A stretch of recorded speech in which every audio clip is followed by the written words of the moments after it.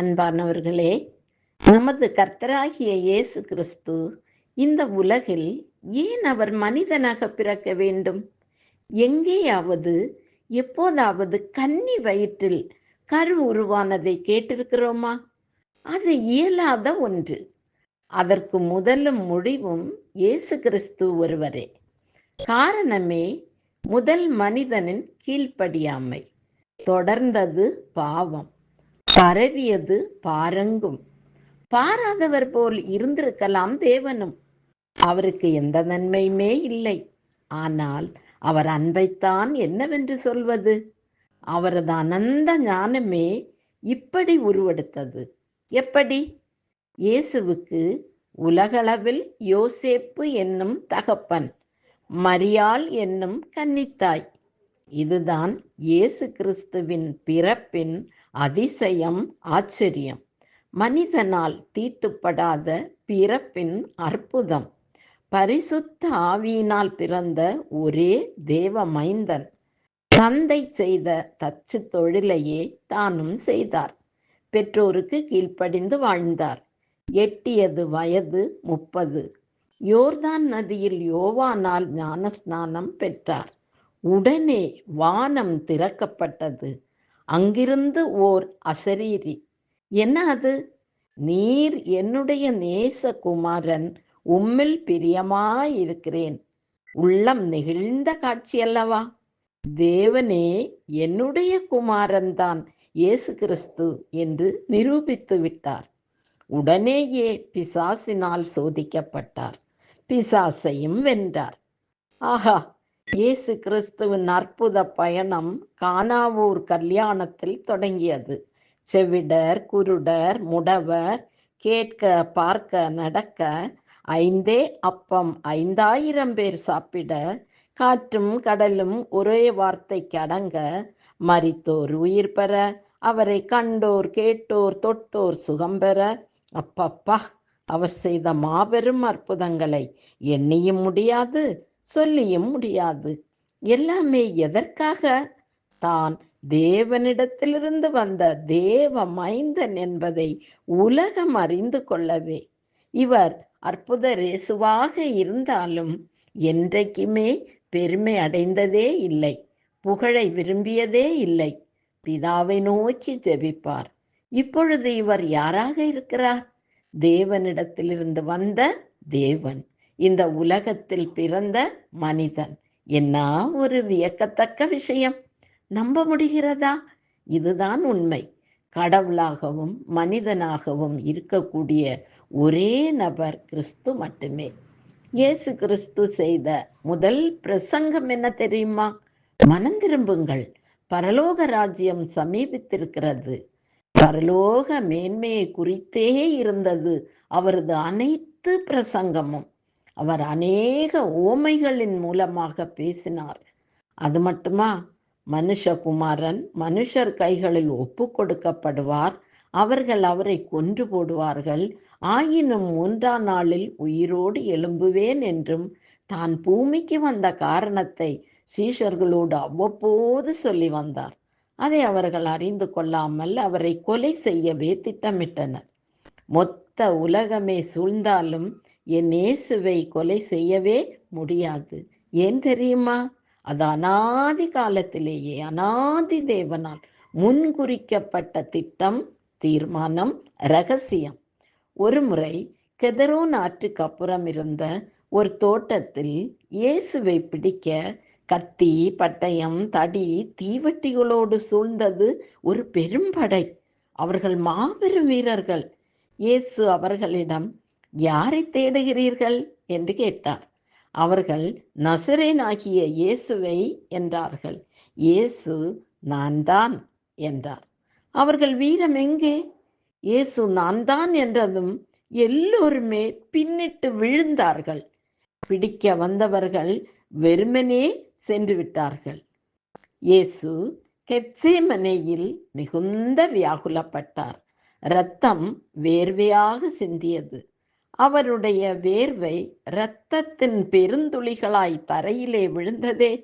இந்த பாத்திரம் என்னை விட்டு நீங்க கூடுமானால் நீங்கட்டும் என்று பிதாவை நோக்கி ஏன் 3 முறை ஜெபித்தார்? மக்களின் எல்லா பாவத்தையும் தானே சுமந்ததால் இப்போ இயேசு முற்றிலும் பாவமாக்கப்பட்ட ஒரு நிலை. தேவனுடைய கோபாக்கினை, தேவனுடைய உக்கிர கோபாக்கினை நிறைந்த பாத்திரம் இயேசுவுக்கு பயங்கரமாக காட்சியளித்தது. என் ஆத்துமா மரணத்திற்கு ஏதுவான துக்கம் கொண்டிருக்கிறது என்கிறார்.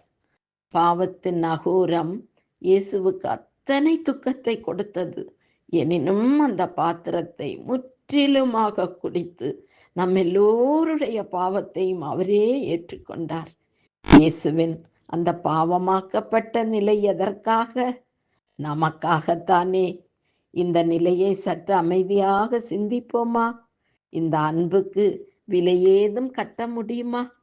இயேசு பாவிகள் மீது கொண்ட அன்புதான் என்ன?